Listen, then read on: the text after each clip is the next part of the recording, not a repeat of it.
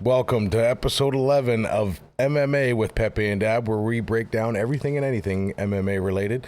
We are your hosts. I am Dab Hatter, and I'm here with my co-host. Buenas noches. Am I excited to talk today about UFC? Oh, gee, I wonder why, Pep. I can't think of any reason at all why you would be excited for the past events, and we'll get right into those past events. It was an action-packed card, great card.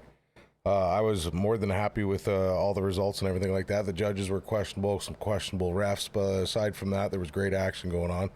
We'll get right into it with the early prelims. We had Collier and Felipe. It was a heavyweight back and forth. A lot of good punches. This one here, it was a weird. Or no, it wasn't this one. It was the next one that was the majority decision. When they read the majority decision, it sounded weird when it came out. But this one was won by Felipe with a split decision. The whole undercard, aside from one knockout, the early prelims all ended in decision. But this is a good way to start the night off, I think, Pat.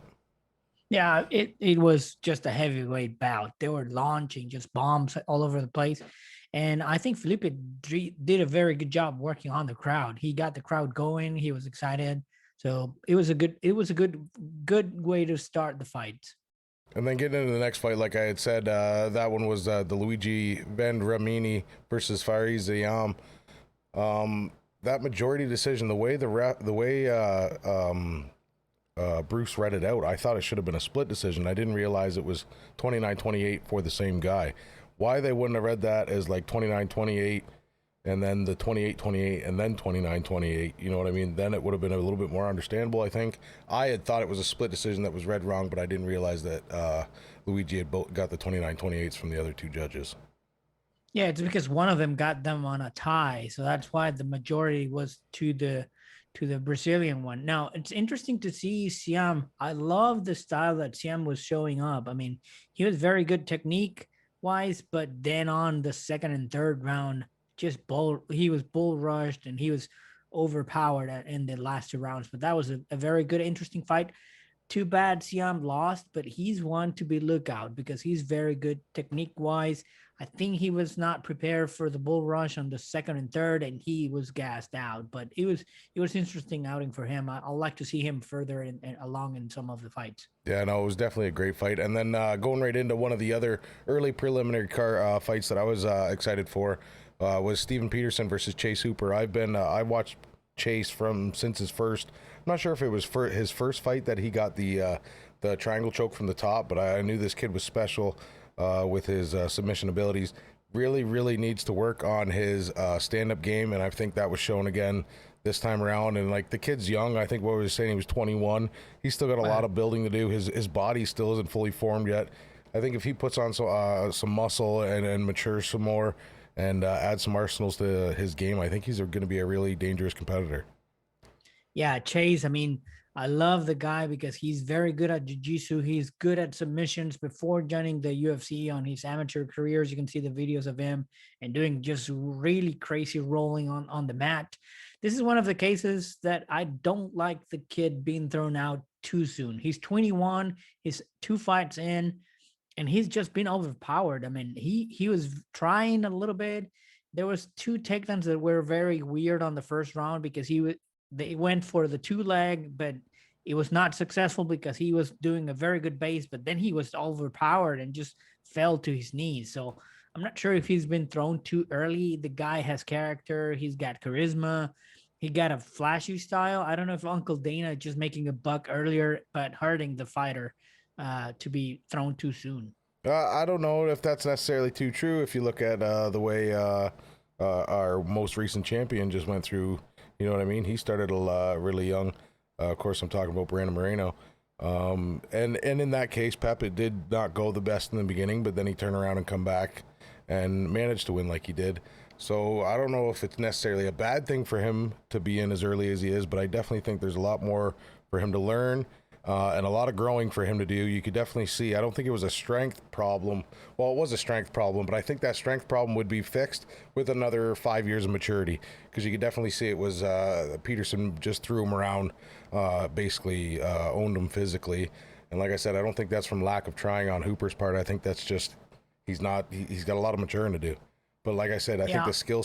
the skill set is there. He definitely needs to work on his standing game. But he's one hell of a Brazilian jiu-jitsu practitioner, that's for sure. You're starting now with the names. Oh You're my you're goodness. struggling now. We're not getting to the hard names yet. Yeah, he's got the length. He's got the arms. He can use some jabs. He can use some front kicks. He can use the question mark kick just to keep people away. He can move sideways very easily, but he doesn't do it with intention. So yeah, there are still miles for him to go. I hope he doesn't get too down as we can talk about Brandon, because Brandon was in the verge of just quitting, and that's not true, not fine with some of the fighters, because there's nothing else for them to go. But hopefully he can learn from this. Hopefully he can do a better camp and just work on those things and come back stronger. It was a great fight all the way around. I don't think he his stock dropped at all. I think I wouldn't say it necessarily rise, but it'll keep him right at that level that he's been at, which is probably a good level for his entry into the UFC to get a taste in the professional fighting world, and he's doing it on the grandest stage of them all. So kudos to that kid. Then we'll move right along to the next fight: Terrence McKinney and Matt Frivola. This one was knockout, 7 seconds tied for the division knockout, 7 seconds in, and then. Terrence McKinney decided to do his celebration, jump off the cage, or tried to jump on the cage, didn't quite get up all the way, and when he come back down, it looked like he blew his knee out. I haven't seen any reports since, and I was actually surprised to see nobody even ask Dana post-fight about it, because I know how much Dana hates that shit, and it made me wonder how long before we'll see, you know what I mean, Dana start handing out fines for that shit. He did a Martin Gramatica on us. He kicked the field goal, celebrated too much, and got hurt.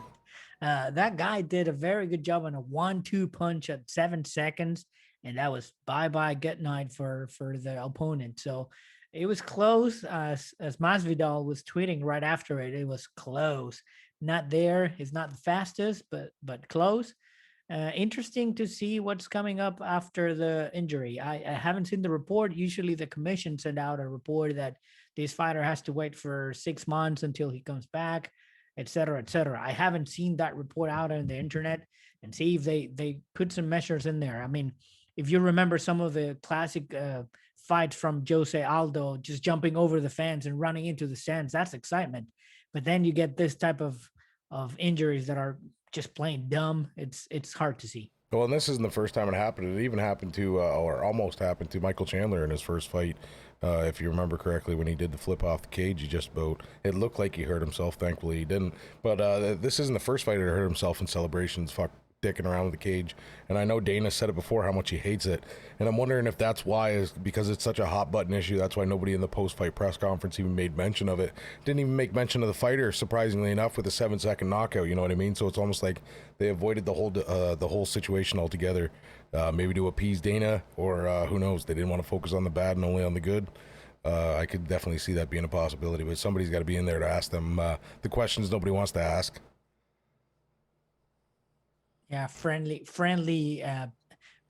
press room there. We don't have the uncomfortable ones invited We there. need Ariel in there to ask them questions. I don't, I don't know if he's gonna be back there, but hey, one of the big ones asked, "Where is Ariel?" And that was Nate. Yeah, for sure.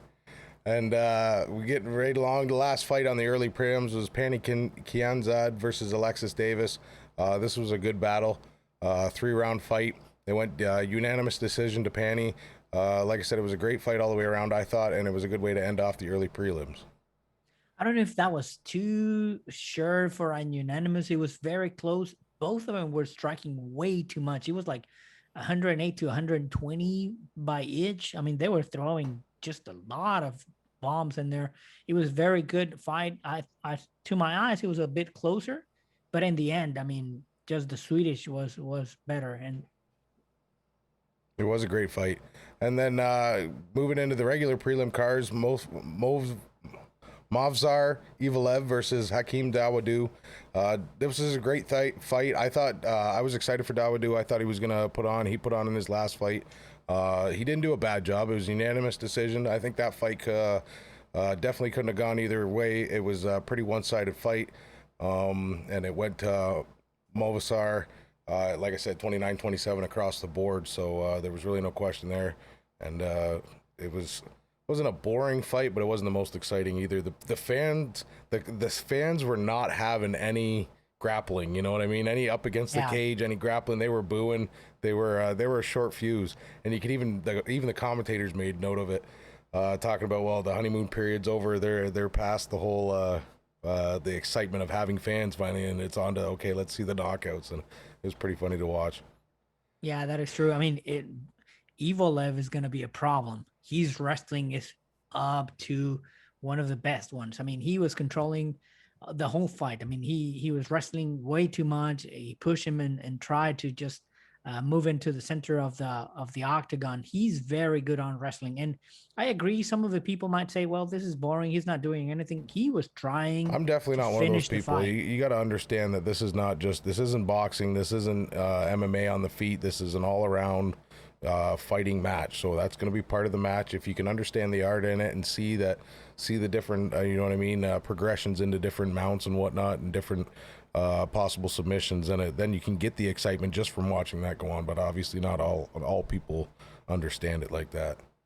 Yeah, on a couple of occasions I saw, well, there's an arm, he's going for the arm. Oh no, he's turning and twisting. Now he's going for the head. So if you're looking interested on what are the moves, you're seeing chess in front of your eyes on the mat. But unfortunately, people are not there yet, and they were eager to just see blood and punches flying. But this was a very interesting. I think Evolev is going to be a problem in there if he continues to evolve like this. And then we got into another unanimous decision. There was a lot of decisions throughout the night, but like I said, it wasn't boring fights, or at least I didn't think so. There was some snoozers, but nothing too bad. But the sorry, I skipped over Lauren Murphy and Joanne Calderwood. This was a split decision. That's a split. Yeah. This one I was excited for. I thought Joanne Calderwood was going to win. Obviously, I got that one wrong. That's the first one wrong. I actually come out on top this weekend. We'll get to that in a bit. But yeah, I thought Joanne Calderwood possibly won that fight. I don't know. It's hard to say. It was really anybody's fight. I don't know. I felt like Joanne landed more significant strikes, I guess, not as whereas Lauren landed more volume. On Lauren, my problem that I see is that she's always getting punished. You are always looking into this fight on her putting the volume, on having the cardio, on having the potential, but she gets punished way too much. Even though this is her fifth win in a row, so that for me takes her into a position that probably be in a contender position to fight Valentina Shevchenko. So The only problem with that is, like I've been saying, all these girls are fighting for second place, and you could tell by the striking there in that fight that it's nowhere on the same level as somebody like Valentina. So really, yeah, I understand she stacked the wins up, but hey, any given day, I suppose. But it doesn't look to me to be much competition for the champion. hey, you got to give it a shot. I mean, regardless of who the champion is and how dominant she is on the women's division, not named Amanda, we know that somebody has to put up a challenge. And I think Lauren can, I mean, striking wise, it could be up to par, but we know Valentina has so many tools in the bag. And moving right along to the next fight, Eric Anders versus Darren Stewart was another unanimous decision for Eric Anders, who defeated Darren Stewart. One judge had it as 29-28, but the other two 29-27. So again, a pretty easy fight for the judges to score on that one. Yeah, this one for me was a little bit of a sleeper. I mean, there was not much going on the first round. It was just measuring each other. People started to boo on the second round, but that was for me the one that with Eric made the difference. I mean, he took the bag, they were working, but people were actually booing on that one. It was a bit of a sleeper, different from the first one we saw with Evelev. On the second round, he took the bag. He was just holding him. I think he was a little bit gassed, but hey, just a win is a win. And then we finished off the preliminary night with another unanimous decision. This one a little bit closer, 29-28 across the board. Had Brad Riddell beating Drew Dober. It wasn't as boring as the fight previous, but it definitely wasn't fireworks either. And to me, that was one of the best ways to finish the prelims. Actually, they got a bonus for fight of the night on this one. They got the on both of them. We could see that, man, they were just at each other and just hitting, and we can see that Dober has a chin. I mean, he took a lot of punches, he took a lot of punishment, and he's got a chin. He definitely does. He took a lot of shots to the face. They were definitely trying to put each other away, but I don't know if it's they just didn't land clean enough or what. They definitely weren't able to finish the fight, obviously, as it went to unanimous decision. But somebody who was able to finish the fight in pretty gruesome fashion was Paul Craig over Jamal Hill. I don't know if anybody watched that, but Paul Craig put Jamal Hill. It was in like a triangle choke that he turned into an armbar, and then he didn't tap immediately. So Paul Craig wasted no time torquing on his arm, and it literally looked like he snapped his arm in half. We found out afterwards through the press conference, Dana said that they managed to, all he did was dislocate it, and he relocated it and had full range of motion. But when you watch something like that, you can't help but think that there's now some screwed up ligaments within that elbow. Yeah, and then you went to the gruesome and what sells on papers. You're like the yellow papers in England. I'll go for the fight. First of all, Craig, the Scottishman, shout out Wixie. He was very good on jiu-jitsu. He was on his back and he was comfortable. This is not the first time that we see Craig finish a fight. My gosh, what an amazing way just to be looking for different ways to be dangerous on your back. He was going for arms. He was going for an ankle.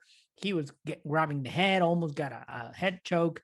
I mean, he's just amazing on jiu-jitsu. Unfortunately, let's talk about the judge first, the referee that we had, the third one on the octagon. Yeah, that was pretty horrible. That was a local guy. Arizona State official. Yeah, is an Arizona State Commission. They want to showcase their guys, and this is what you get. And unfortunately, it's too dangerous. I have a friend that is just joining and watching the UFC and said, well, he never tapped out. And I said, well, the referee has the ability to see if he's getting too hurt to stop the fight. And that was just a circus. And if you look at the slow mo, it looked like he was wanting to tap, but was in so much pain that it was just like a frantic. You know what I mean? It's pretty hard for you to think, okay, tap, tap, tap. It definitely looked like it was a tap to me, and you could definitely tell he broke his fucking arm. So there's no reason the ref shouldn't have jumped right in on that. And instead, Paul Craig left him in the triangle choke with his arm flopping around and him giving shots to the head before the ref finally seen that it was a dead fucking arm and jumped in and pulled him apart. And there's one replay when you see Craig looking at the referee, it says it's broken, and the referee did not do anything. Yeah. So that's crazy. Now, moving away from the referee and then the circus that UFC is doing, why don't you tend the guy? Then they pull them together. The guy's holding his arm. He releases the arm, and the arm is flapping in there because they want to raise both of the hands. It's like, don't be stupid. Just sit him in there, put an air cast on the arm, get him treated. Yes, yeah. I had a dislocated elbow. It hurts like hell, but the first thing that you have to do is do it as soon as possible. And the guy was there for more than 5-7 minutes. It's unnecessary. And that's on the UFC. I mean, there's no need for that freaking circus and us watching an elbow move. And that scene to me is he was holding the arm, the referee pulls the other arm, and yeah, it was definitely a bunch of stuff that didn't need to happen. Good for Paul Craig, not so good for Jamal Hill. Great to hear that it wasn't anything serious and they were able to relocate it. And here's to hoping that there isn't any significant ligament damage. But another one who had a gruesome injury is last time I was Bilal Muhammad, who got poked in the eyes by Leon Edwards, who ended up fighting Nate Diaz. Bilal thankfully able to come back from that nasty eye poke with what seems to be no problem, is he had no problem putting Damian Maia away. Damian he was like a dog with a bone with that one leg takedown, the single leg takedown, and he just couldn't follow through with it. And it was 3 rounds of Bilal punishing his face, standing up, and then Maia trying to shoot, putting him up against the fence, and just holding on to that one leg. Shout out to Bilal for his takedown defense. Damian Maia, very well-versed practitioner, one of the best in the game as far as ground game goes. Just couldn't get him to the ground, and it was a pretty one-sided fight. Aside from there, judges had it 29-28. One had it 30-27. I think the one on the 30-27 probably got it right, and the other two were questionable. And they even And made here, mention of that too. That they didn't want they're trying to cut down on the 29-28s. They say that there's a point system for a reason. They want them to have them margins like that. and there's the lingering question again of watching someone this great as Maya is, and that has been in the sport for so long. Are we looking into the end of the career, riding into the sunset? I mean, this is a proper way probably for him to go. I wouldn't mind watching him on the jiu-jitsu tournaments that there are around, because nowadays on the UFC at least you can see that one trick pony is not gonna do it. You And have to Dana be a lower round fighter. And for Maya, unfortunately, time has caught up. Yeah, and Dana even said, like he said with Tyrone Woodley, and like he said with a lot of these vets in the last couple fights, it seems like the last couple fights we've always had a fighter that is possibly showing us his last fight, at least in the UFC anyway. And Dana said after the fight that he's done in the UFC. So whether he goes off to Bellator or one, or who knows, or maybe he will, like you say, go Brazilian Jiu-Jitsu or start coaching, who knows. But yeah, it definitely didn't look good for Damian Maia. Storied career. But yeah, I definitely think it's he's done in the UFC for sure. And then I would say what everybody thought was going to be the main event. A lot of people might have thought it was the main event, and it sure did not leave us disappointed. Was the Leon Edwards Nate Diaz fight? A lot of controversy in this fight. I wouldn't even say controversy.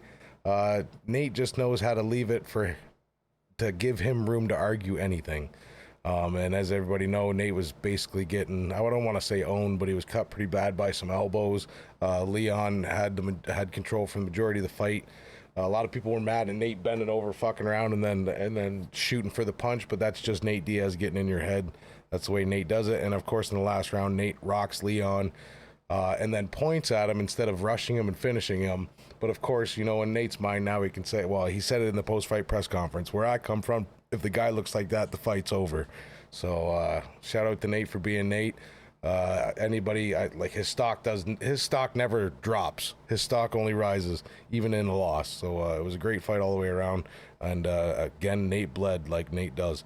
Now, excuse me for being wrong. I believe I was saying that he had plastic surgery. It was his brother that had the plastic surgery. But there was a point in time that Dana had said that Nate was going to be held up because he was having the same plastic surgery. I found that article, but from what I could not see any final article saying that that it had in fact happened. So I don't know for a fact that did actually happen. I know what happened to his brother though. And one of the things that you can say for the casual fans of the UFC, this is what Nate is, because I've seen some tweets saying, "Yeah, you're just mocking the guy when you have been in control for 24 minutes," and he doesn't care. He doesn't care about that, and that's what makes Nate Diaz the big star that he is on the UFC. There's no way in the world that you can deny that, and he got all the crowd on top. He was just amazing. Now, talking about Edwards, he was controlling the fight from the get-go. Left some pretty nasty, and like I said too, it wasn't the other eye wasn't his bad eye, the one that always blows up. It was the opposite eye. Mind you, he has been cut a bunch on that eye, but the one that was bleeding the most was the gash he gave him in the side of the head, which was quite significant. And obviously that's not from previous injury either. So these were all some fairly new injuries that he sustained, blood all over the place. But yeah, like you said, Leon Edwards, he held control for most of the fight. He set I wouldn't say he necessarily set the tempo, but Nate had no problem keeping up with the tempo. Nate had said in a post-fight press conference that he basically checked out of his training a month before the fight, because they were supposed to fight a month ago, but unfortunately they weren't able to because Nate got cut. So he said he had been in a camp for like 6 months and was just so sick of training. When he found that out, he lost his interest to train. So he didn't think he was all that he could be, but hey, it doesn't matter. It's Nate fucking Diaz, and as long as he shows up, which he did, people are going to be happy. People are going to pay to see him. Yeah, and Leon mentioned, hey, nobody rocked me like he did. He's got power. But coming back to Leon, I mean, I was afraid that he was going to submit at one point, Nate, and that would be something for him, just a deal breaker for a title shot with no question asked. But But Nate, being Nate, he just escaped a couple of times, and he was all around. I mean, he was hitting on top. Leon was kicking on the side, on the bottom, the calf kick, the internal kick. I mean, it was just a good display. And I think in the end, he got cocky. And you can listen to the corner from Leon. He said, "Let's stay safe. Keep your distance and be safe." And they did not. And it was very close, but exciting way to finish that fight. It definitely was an exciting finish to that fight, and like I said, doesn't matter what Nate Diaz does, he in a win or a loss, his stock's going to rise. But getting into my favorite fight of the night, personally, was the one I was the most excited for.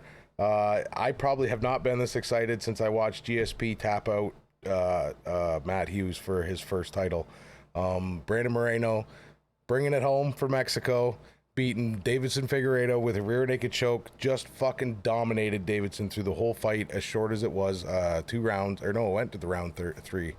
But Moreno really, he put a whooping on Figueiredo, that's for sure. Yeah, and I'm sorry if I don't have any notes on that fight because I was doing my notes and I just threw them away and say, "Vamos, carajo." It was a very exciting fight. I do not understand why Davidson pushed Brandon on the face-offs before the fight. That was interesting to me. I don't know if he was trying to get into Brandon's head or what happened. Brandon is not that type of guy. I mean, it's not a Paulo Costa, it's not a Marvin Vittori type of guy that gets on your head or on your nerves. That was weird. And I'm not sure if Davison was cutting way too much. Well, And that's what we have seen he didn't before. answer till 1 minute too, and he was absolutely spent by it.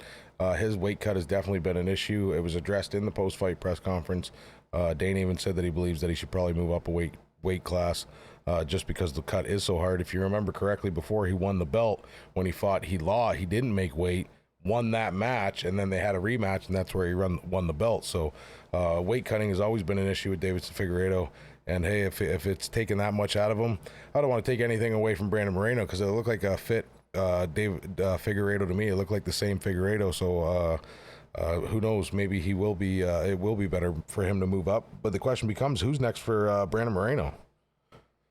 I don't know if they want to run it back with him. I don't Do know the trilogy? where. Yeah. Yeah, I don't know if they want to do the trilogy. I mean, Davison called Dana and saying, "Hey, it's just fair for me to get a shot."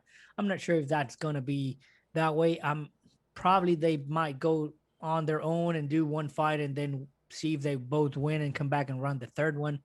I don't know, but in the meantime, we have the firstborn Mexican champion in the UFC. I know we had Henry Cejudo, that is from Mexican descent, as well as Cain Velasquez, but this is completely different. Kudos to the kid. This is one of the stories that I was mentioning earlier with Chase. He was in the Ultimate Fighter 24. He was lowest seed on that. He won both of the fights, one of them in stoppage, and then he was thrown at the same time when he was on the Ultimate Fighter. He was thrown into a professional fight in the UFC and won. So that was a big bells, but unfortunately, he was caught. Nobody knew what happened. He was just caught. Nothing heard from what happened in there. He had to fight his way up. He signed into another promotional company, that very small promotional company, went over there and then came back into UFC for a contract. And he was the guy wanting to fight Davison because nobody took that fight. And he said, "Hey, I'll do it. It's in a short notice, but I'll do it." And he just earned this win. I mean, from the previous fight, you can see that he improved on the striking, on his defense, on the counter, And he improved on and this his was belief all in him. I around. think he improved on his belief in himself as well, from the first fight to this fight. I think a lot more self confidence in this fight, and it really showed. And then watching the post fight press conference, you couldn't help but have a smile ear to ear listening to this kid talk. He's just the happiest he could be, the most genuine. Everybody's asking what he wants to do next, what he wants to fight next. He goes, "Listen, I've been in training camp for 6 months. I want to go eat a pizza and relax." He's like, "Get at me after that." I think he'll be a great champion for the UFC to market, not only to the Mexican fans but the fans all over, just because of his personality. It's hard not to love the guy. Yeah, it's a guy that loves Funkos, that has I don't know, magic cards. He's just a nerd and a kid. He's lovable. I mean, there's one interview that there one conversation that he's got with EC after fight, and EC said, "You are one of the nicest people that I've known in this sport," and that's something to be coming from EC. And speaking of Izzy, he managed to retain his belt and defeat Marvin Vettori. It went to another 5-round decision. I don't think there was any question here. It was all Izzy all the way. Vettori even being so much, I guess Izzy said at the fight, he goes, I know you hate me, I hate you, but we got to respect what each other did in here. This is martial arts. And Vettori even said, fuck you, I won that fight. I don't know where he thought he won that fight, but the judges seen it as a pretty one-sided decision. It was 50-45 across the board, and Vettori act all surprised at the end. I don't think it was any surprise for anybody that watched that fight who the real winner was. It's going to be pretty hard to find somebody in that division to beat Izzy, I think. Yeah, for me, what I'll see, it's I want to see Easy with Whitaker. This is the one that I would like to see run it back. And for Vittori, to me, I mean, he was gassed on the third round. He was bull rushing him, but nothing. He did one takedown, but Easy improved on his defense, and he He looked. I mean, reversed it. He flipped him twice. He reversed it once. He got out of it the majority of the time. So if anything, I think that any of the takedowns that Vettori tried or landed either were reversed on him or turned around on him, and it fucked him even more. So it was a good all-around fight from Izzy, but Izzy just picked him apart. It did what Izzy does, and the guy looked like a deer in the headlights the whole fucking fight. Yeah, he was pinching his butt. I mean, he was just enjoying all around the jab. I mean, the striking from Easy is always on par. But to me, what impressed me the most is the hooks underneath whenever he was on defense, the wide base whenever he was pushing towards the cage.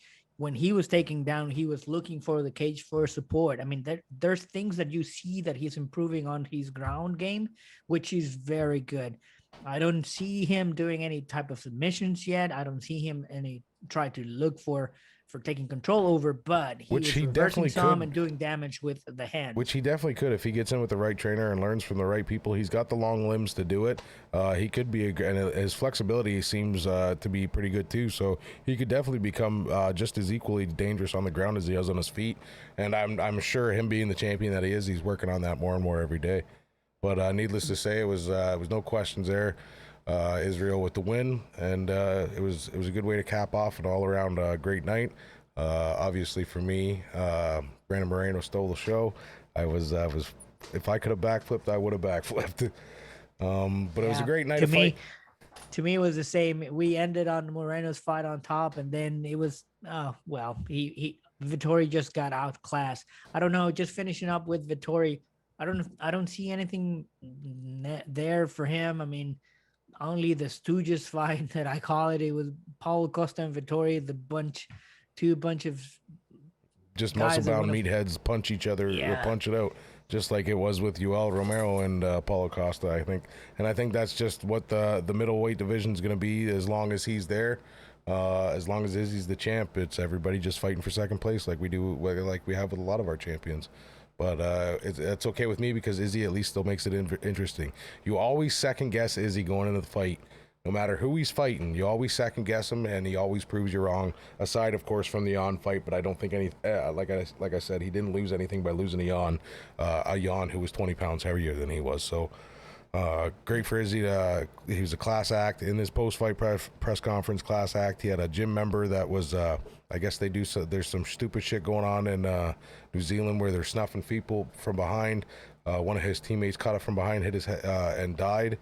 Unfortunately, so he made some comments towards the government over there, but he kept it classy. He's all about good vibes and good people, and surrounding himself with such, and it's good to see. And he'll be a great champion for the UFC moving forward, no doubt.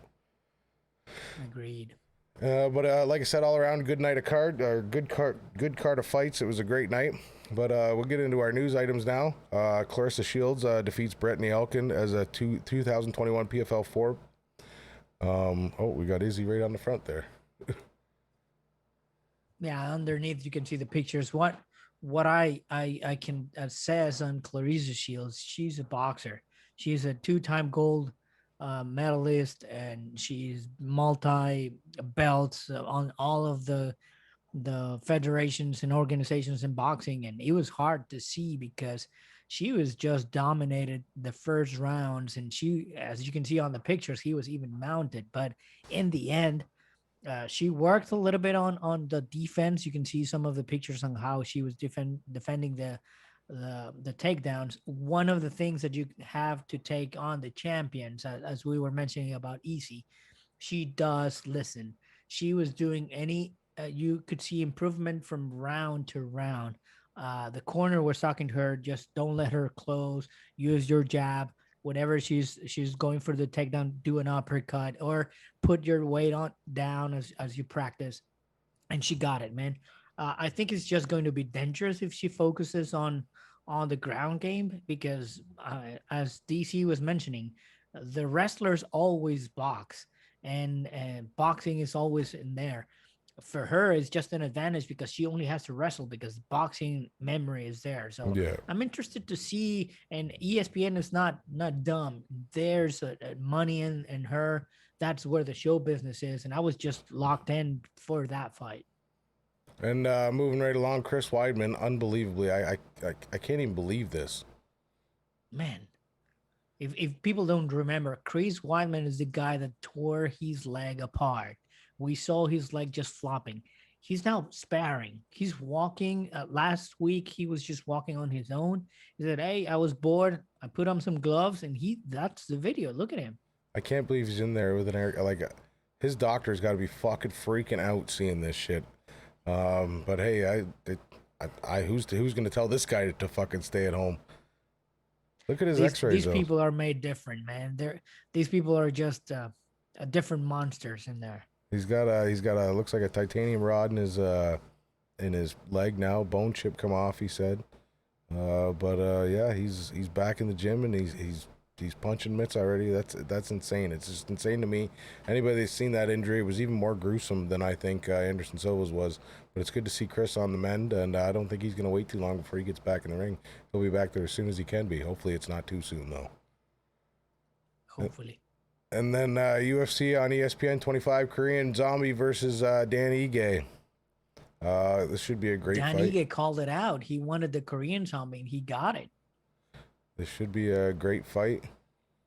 One that I'm interested to see on that one as well. I think underneath there's who's fighting Alexei in there? Olenek. Yeah, Olenek is it's in there as well. That would be also interesting to watch. And obviously, I'll keep with the Latin American power. Chito Vera is fighting there as well for David Grant, and Chito is part of Brandon Moreno's camp as well. Brandon and Chito are part of the UFC in Latin America for the Spanish version, so they're very good friends. They're trained together. He was pumped for Brandon win, and I hope Brandon will be the same way for Chito. That Matt Brown Diego Lima fight should be a good fight too. And then UFC 265 lineup: Michael Chiesa versus Vincent Luque. Luque, of course, beating Tyrone Woodley in his last fight. It was and I don't know if you remember that fight or not. They each knocked each other out about 13 times, and it was the last guy standing that won, and that happened to be Vincent Luque. So Michael Chiesa also stacking some wins together. So this is an interesting fight. It'll be interesting to see who wins. Man, I don't even know who I would put my money on if I had to bet on anybody. I want to say Chiesa, but Luque's got dynamite for hands, man. So that one's a hard one to call. I'm glad to see Vicente, not Vincent, Vicente Luque on the card. It's gonna be an interesting card because we have Jose Aldo and Pedro Munoz. We have Amanda Nunez. We have Vicente Luque. It's packed. I like that lineup, and I agree with you. Chiesa and Luque. The one thing that we can be for sure is there's gonna be a striking match, and it's gonna be very good. Chiesa, like I said, I don't know. I think he's probably, I don't want to say it, but I feel like he's going to be the more durable one in the fight. But I think Luque is the more powerful one. So it's definitely going to be an interesting fight to see. Great addition to an already great card. And it will be. Angela Hill is still fighting in that one as well. Remember that she was pulled out on the last one. Yep. Angela will be on that one versus against Tisha Torres. Yeah. And the last one that got announced, I think it was yesterday, Uriah Hall will be against Sean Strickland. So I'm glad to see Uriah Hall. And I see Song Yadong's on there as well versus Casey Kenny. Song Yadong losing his last fight, but after stringing together some pretty significant, I think he's got a lot of finishes in his previous fights. Like I say, aside from his last fight where he got knocked out pretty quick, if I do remember correctly. So it should be another interesting card for you, UFC 265 lineup. Of course, that'll be the one coming after 264, which will see Connor and Diamond Dustin Poirier going at it again, and that'll be a great card as well. But that'll be it for this week, and I'd like to thank all of you for hanging out, talking with MMA with us. Great things happened this week. It's been one of the most exciting, happiest I've been after a UFC. I was buzzing, man. I was buzzing after the whole fight.